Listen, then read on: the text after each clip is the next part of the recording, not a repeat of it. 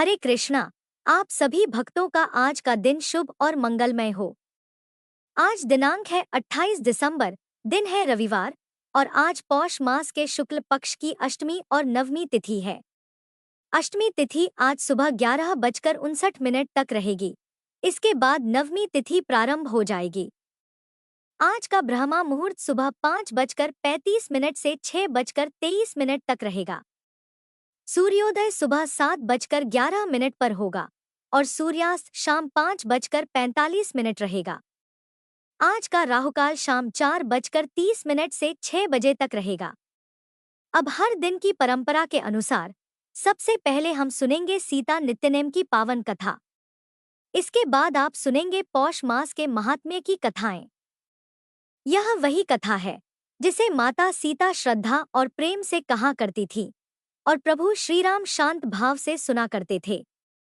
इस कथा का श्रवण मन को शांति देता है और हृदय को भक्ति से भर देता है।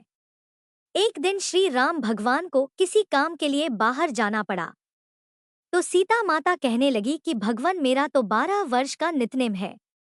अब आप बाहर जाएंगे तो मैं अपनी कहानी किसे सुनाऊंगी? तब श्री राम ने कहा कि सीते आप कुएं की पाल पर जाकर बैठ जाना और वहां पर जो भी औरतें पानी भरने आएंगी उन्हें अपनी कहानी सुना दिया करना। सीता माता कुएं की पाल पर जाकर बैठ गई। तभी एक स्त्री आई। उसने रेशम की जरी की साड़ी पहन रखी थी और सोने का घड़ा ले रखा था। सीता माता उसे देखकर कहने लगी, बहन मेरा 12 वर्ष का नित्यनेम सुन लो। पर वह स्त्री बोली कि मैं तुम्हारा नित्यनेम सुनूंगी तो मुझे तो घर जाने में देर हो जाएगी और मेरी सास मुझसे झगड़ा करेगी। इसलिए उसने कहानी नहीं सुनी और अपने घर चली गई। लेकिन उसके घर जाते ही उसकी रेशम चेरी की साड़ी फट गई। सोने का घड़ा मिट्टी के घड़े में बदल गया। सासू ने देखा तो पूछा, अरे बहू यह किसका दोष अपने सिर लेकर आ गई है? बहू बोली, माँ जी कुएं पर एक औरत बैठी थी। उसने अपनी कहानी सुनने के लिए कहा, लेकिन मैंने नहीं सुनी। शायद उसी का यह फल मुझे मिला है। बहू की बात सुनकर अगले दिन वही साड़ी और वही घड़ा लेकर सास कुएं की पाल पर गई। सास को वहीं पर सीता माता बैठी मिली तो माता सीता ने कहा, बहन मेरी कहानी सुन लीजिए। सासू बोली, एक बार छोड़ मैं तो 4 बार कहानी सुन लूंगी। तब सीता माता बोली, राम आए लक्ष्मण आए देश के पुजारी आए नित नेम का नेम लाए आओ राम बैठो राम तपी रसोई जीमो राम माखन मिश्री खाओ राम दूध पताशा पियो राम सूत के पलका मोठो राम शाल दुशाला पोठो राम शाल दुशाला ओढ़ो राम जब बोलूं राम ही राम राम सवारे सबके काम खाली घर भंडार भरेंगे सबका बीड़ा पार करेंगे श्री राम जय जय राम। सासू बोली, बहन कहानी तो बहुत अच्छी लगी। फिर कहानी सुनकर सासू घर चली गई और उसकी साड़ी फिर से रेशम जरी की बन गई। मिट्टी का घड़ा भी फिर वापस से सोने के घड़े में बदल गया। बहू ने देखा तो कहने लगी, सासू माँ आपने यह सब कैसे किया? सासू बोली, बहू तू दोष लगा कर आई थी और मैं अब दोष उतार कर आ रही हूँ। बहू ने पूछा कि माँ जी वह कुएं वाली स्त्री कौन है? सासू ने बताया कि वह तो सीता माता थी। वह पुराने से नया कर देती है, खाली घर में भंडार भर देती हैं।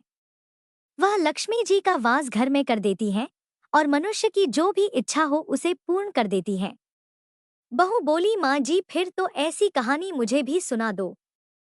सास बोली कि ठीक है तुम भी सुनो। फिर सास ने कहानी शुरू की।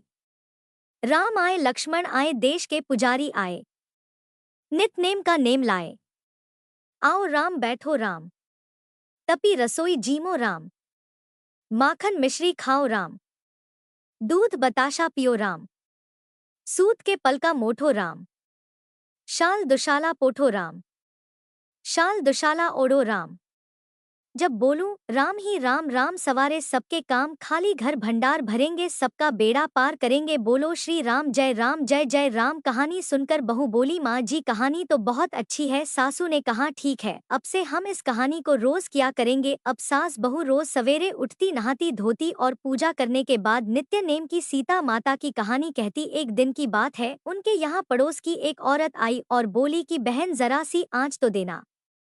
तो बहू बोली कि आज तो अभी हमने जलाई ही नहीं। पड़ोसन बोली, तो फिर तुम सुबह 4 बजे से उठकर क्या कर रही हो? तो उन्होंने कहा कि हम तो सुबह सुबह उठकर पूजा करते हैं। फिर सीता माता की नित्यनेम की कहानी कहते हैं। पड़ोसन ने उनकी बात सुनकर फिर कहा कि सीता माता की कहानी कहने से तुम्हें क्या मिला? तब वे दोनों बोली कि सीता माता की कहानी कहने से घर में भंडार भर जाते हैं, सारे काम पूर्ण हो जाते हैं, मन की इच्छा भी पूरी होती है। पड़ोसन ने कहा, बहन अगर ऐसा है तब तो फिर मुझे भी कहानी सुना दो। तब बहू बोली कि ठीक है, तुम भी यह कहानी सुन लो। राम आए, लक्ष्मण आए, देश के पुजारी आए, नित नेम का नेम लाए। आओ राम बैठो राम, तपी रसोई जीमो राम, माखन मिश्री खाओ राम, दूध बताशा पियो राम, सूत के पलका मोटो राम, शाल दुशाला पोठो राम, शाल दुशाला ओरो राम, जब बोलूं राम ही राम, राम सवारे सबके काम, खाली घर भंडार भरेंगे, सबका बेड़ा पार करेंगे, श्री राम जय राम, जय जय राम। पड़ोसन ने इस कहानी को सुना तो कहने लगी, बहन कहानी तो बहुत अच्छी लगी। अब वह पड़ोसन भी नित्नेम सीता माता की कहानी कहने लगी। कहानी कहने से सीता माता ने पड़ोसन के भी धन के भंडार भर दिए। देखते ही देखते अब तो पूरे मोहल्ले में नित्नेम की कथा चल पड़ी और हर किसी की मनोकामना पूर्ण होने लगी। हे सीता माता, जैसे आपने उन सभी के भंडार भरे वैसे ही हमारे भी भरना। कहानी कहने वाले, सुनने वाले और हुंकार भरने वाले सबके भरना। सभी प्रेम से बोलिए सीता मैया की जय। अब सुनिए आज का अध्याय। दत्तोपंत निरोखेकर श्री महाराज के निष्ठावान भक्त थे। वे नामी वकील थे, लेकिन उन्हें डॉक्टर भी कहते थे। उन्हें दत्तोपंत या आरणा साहब भी कहते थे और वह उस जमाने के बीएलएलबी थे। वे पढ़ाई के लिए अपने मित्र श्री भागवत के यहाँ ठाणे गए थे। उन्होंने किराए पर कमरा ले लिया था। दुर्भाग्य से पड़ोस में चोरी हो गई और निरोखेकर पर शक होने लगा। अब पुलिस ने आकर भागवत के यहाँ पूछताछ की। निरोखेकर घबरा उठे कि अब पुलिस पीटेगी। उसी रात उन्हें सपना आया कि उनके पीछे एक सांप आ रहा है और वे भाग रहे हैं। इतने में ही एक आदमी लाठी लेकर आ गया और उसने उस सांप को भगा दिया।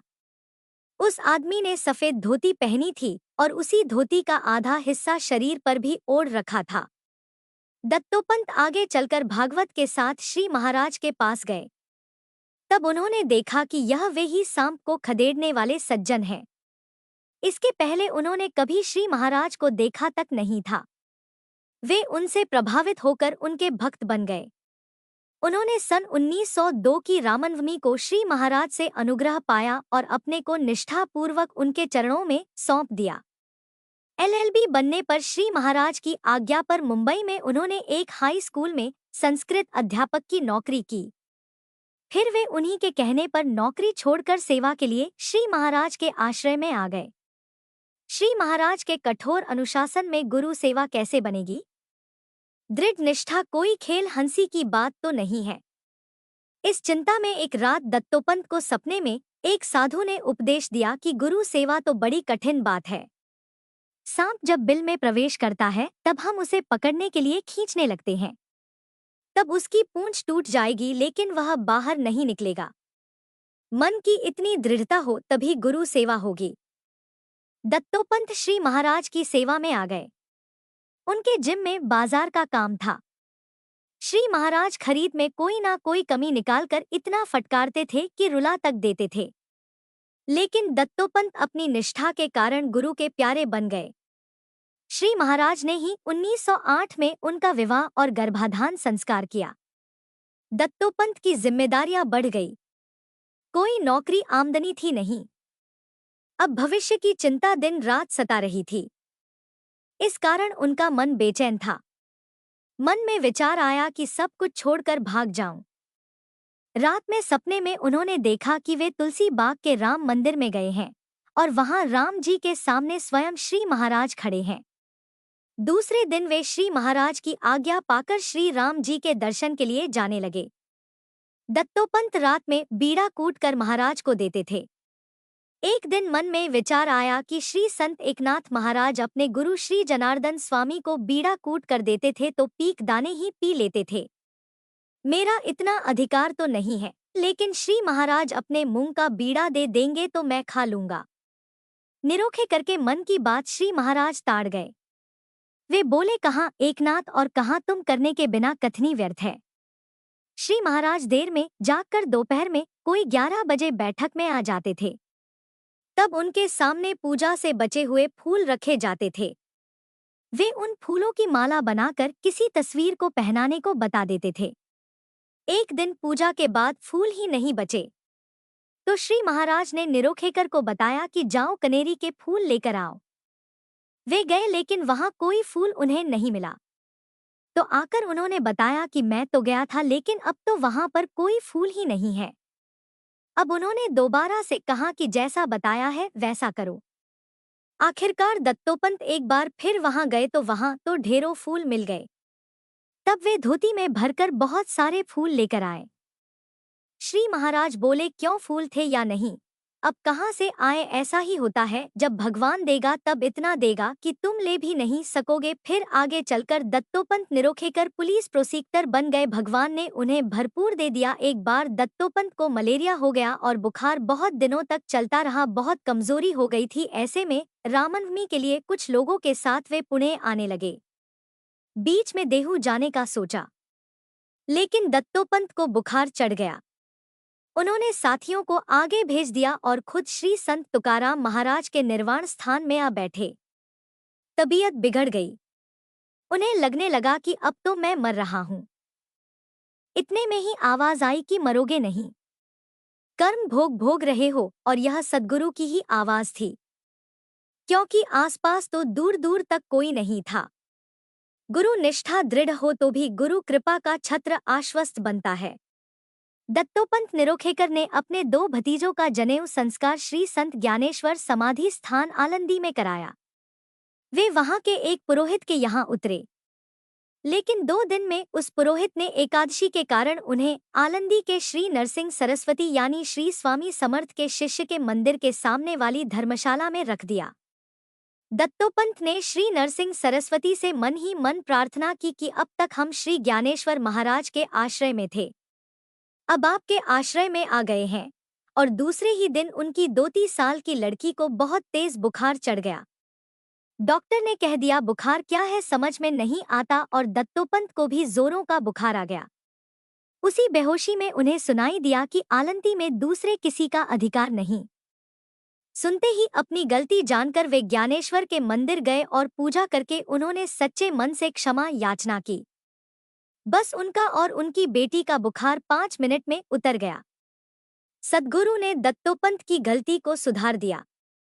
एक बार दिसंबर की छुट्टियों में दत्तोपंत निरोखेकर सद्गुरु की सेवा और सानिध्य के लिए पुणे आए। सद्गुरु की गद्दी साफ करने लगे। 2-4 दिन के बाद उन्हें कुछ अजीब सा महसूस होने लगा। गद्दी साफ करने में आलस घेरने लगा और मन में वे देवताओं को भद्दी भद्दी गालियां देने लगे। वे बेचैन हो उठे। इस विचित्र हालत में उन्होंने वापस लौट जाने की सोची। श्री महाराज की आज्ञा पाकर वे निकले। वे उन्हें नमस्कार करने लगे तो उन्होंने कहा, दूर से नमस्कार करो, मेरे पैरों को मत छुओ। आधी रात में रेलगाड़ी थी। गाड़ी में दत्तोपंत को झपकी आ गई। उन्होंने देखा एक काला कलूटा पुरुष उनके शरीर से बाहर निकला और कुछ समय पास में खड़ा होकर फिर ओझल हो गया। तब से उनका मन निर्मल स्वच्छ हो गया। पास की बुराइयां सद्गुरु कृपा से निकल गई। निष्ठा होनी चाहिए, फिर सद्गुरु अपने शिष्यों को सभी संकटों से बचा लेते हैं। नासिक के शिवराम पंत खांडेकर श्री महाराज के शिष्य थे। नासिक के गोपाल बुआ, मौला बुआ, त्रिंबक, जहांगीरदार, अवधूत बुआ जैसे सत्पुरुषों के वे प्यारे थे। इन्होंने पद, अभंग, आरतियां, अष्टक जैसी अनेकों रचनाएं भी की हैं और अवधूत बुआ के साथ उनकी बहुत बनती थी। वे दोनों गोदावरी के किनारे बैठे थे। तब बुआ बोले, अब दोपहर के भोजन का भी कोई प्रबंध करना चाहिए। शिव रामपंत ने कहा, आप जहां बैठे हैं वहीं आपको राम नहीं देगा क्या? उन्होंने कहा, राम हमें देगा, लेकिन देह प्रारब्ध को लेकर बैठने का हमारा अधिकार नहीं। वह तो तुम्हारे बाबा का श्री बीटकर महाराज का है। हमें अब भी पेट की चिंता सताती है। नासिक षड्यंत्र के पहले कुछ दिन अठावले नाम का एक क्रांतिकारी श्री महाराज के पास आया। उसने पूछा, क्रांति आंदोलन को सफलता मिलेगी क्या? तब श्री महाराज ने कहानी बताई कि एक चींटे ने अपनी माँ से कहा, मामा, मैंने आज गुड़ की भेली को देखा, कल मैं उठाकर उसको घर ले आऊंगा, तब हम सब की गरीबी दूर होगी। उसकी माँ ने कहा, तुम्हारी कमर ही मुझे तुम्हारी बहादुरी बता रही है। तुम दूसरे हजारों चींटी के साथ भेली के नीचे दबकर मर जाओगे। श्री महाराज ने आठवले से आगे कहा, नासमझी मत करो, मर जाओगे। आठवले को यह बात अच्छी नहीं लगी। कुछ दिनों के बाद वह कल्याण में पकड़ा गया। उसे पुणे लाया गया। उसकी जबानी ली गई तो उसने कहा, श्री महाराज का कहना अगर मान लिया होता तो यह नौबत नहीं आती। पुलिस ने अब श्री महाराज का ही नाम पता पूछ लिया। पुलिस सिपाही श्री महाराज के यहाँ आकर पूछताछ करने लगे। श्री महाराज ने कहा कि वह क्या कह रहा था। तो पुलिस ने बताया कि उसने तो चींटी की कहानी बताई और कहा कि अगर मैंने श्री महाराज की बात सुन ली होती तो अच्छा होता, आज यह दशा ना होती। तब श्री महाराज ने कहा, उसे मेरा संदेश देना कि इस मौके पर तुम्हें जैसे मेरी याद आई वैसे ही तुम अब भगवान को भी याद करो। तो वह भगवान को ही पुकारने लगा। उसके पास के बैग में कई आपत्तिजनक चीजें मिली थी और वह बैग उसी का है, इसका सबूत नहीं मिला, इसलिए उसे बरी कर दिया गया और तब से वह श्री महाराज का निसीम भक्त बन गया। ईस्वी सन 1274 के आसपास कारंजा नगर में माधव और अम्बा भवानी इन सदाचारी और सचिल माता पिता के घर श्री दत्तात्रेय ने श्रीमद नरसिंह सरस्वती का अवतार ग्रहण किया था। यह बालक जन्मतः केवल ओंकार का ही उच्चारण करता था। अब यह देखकर माता पिता चिंतित हुए कि कहीं यह गूंगा तो नहीं, किंतु उपनयन संस्कार होने के बाद वह बालक तो चारों वेदों का धड़ल्ले से पाठ करके बड़े बड़े शास्त्री पंडितों को चकित करने लगा। उन्होंने काशी में तपश्चर्या करने के लिए घर का त्याग कर दिया। वहां वयोवृद्ध और ज्ञानवृद्ध श्री कृष्ण सरस्वती जी ने उन्हें संन्यास आश्रम की दीक्षा दी। अपनी अनगिनत अद्भुत लीलाओं द्वारा असंख्य भक्तों का उद्धार करते हुए उन्होंने बड़े बड़े ज्ञानियों और योगियों को उपदेश दिया। श्री क्षेत्र गाणगापुर में बहुत दिनों तक रहकर भक्तों के हित के लिए उन्होंने अपनी निर्गुण पादुकाएं वहां स्थापित की और वे पाताल गंगा के किनारे आ गए।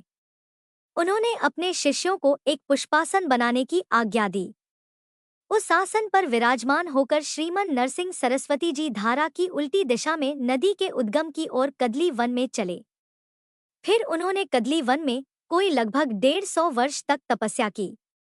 इसके बाद उन्होंने जावा, सुमात्रा, इंडोनेशिया, चीन, जापान, ऑस्ट्रेलिया जैसे देशों में चारों ओर संचार करते हुए अनेकों जीवों का उद्धार किया और फिर वे तिब्बत पहुंचे। उसके बाद वे पर्वतीय क्षेत्रों में भ्रमण करते रहे। फिर श्रीमन नरसिंह सरस्वती जी हिमालय में एक देवदार वृक्ष के नीचे तपस्या करने बैठ गए। फिर कोई 250 वर्षों के बाद किसी लकड़हारे के बहाने एक बड़ी सी बांधी में प्रकट हो गए। कई बार तो वे आसेतु हिमाचल परिभ्रमण करते हुए और अनगिनत लीलाएं दिखाते हुए जगह जगह पर अलग अलग नामों से पुकारे गए। कहीं वे दिगंबर स्वामी तो कहीं चंचल भारती कहलाए। वे मुंबई में 12 साल रहे। श्री बाबा महाराज अपने शिष्यों को सरल उपदेश देते थे कि मनुष्य की रहनी में सादगी हो। अपनी उपासना का कभी भी ढिंढोरा नहीं पीटना चाहिए। सबसे पहले आदमी बनने की कोशिश करो। अपने को नेता कहने वाले बहुत हैं, किंतु देश का सच्चा नेता नहीं है जिसने कि काम, क्रोध आदि षड्रिपुओं को जीता है। शरीर कुछ भी मांगता रहा, लेकिन क्या हम सब कुछ उसे दे दें?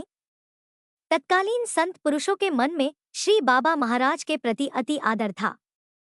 श्री बाबा महाराज अंतिम दिनों में बीमार और कमजोर हालत में बिस्तर पर पड़े रहते थे।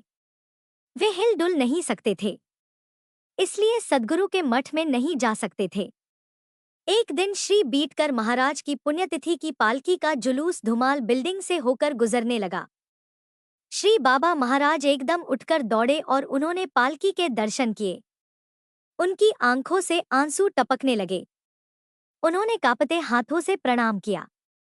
उनकी गुरु निष्ठा ऐसी दृढ़ थी देह त्यागने से पहले उन्होंने अपने शिष्यों से वादा किया था कि तुम भक्तों की रक्षा के लिए मैं इस स्थान में यानी समाधि मंदिर में 1000 वर्ष तक वास करूंगा और भक्त आज भी उनके वचनों का अनुभव नित्य करते हैं।